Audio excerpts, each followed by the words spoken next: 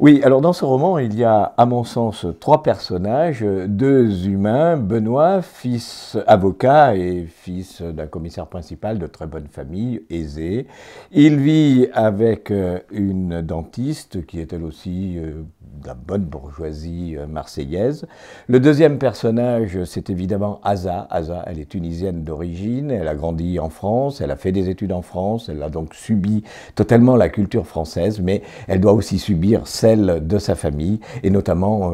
à partir au début du roman, où on la conduit en Afrique du Nord, en Tunisie, pour la marier, malgré son désir, bien sûr, et Aza va s'évader dans la montagne de Lure. Alors, la montagne de Lure, c'est aussi un personnage à part entière, parce que la montagne de Lure, peu de gens la connaissent, ce sont les Hautes-Alpes, tant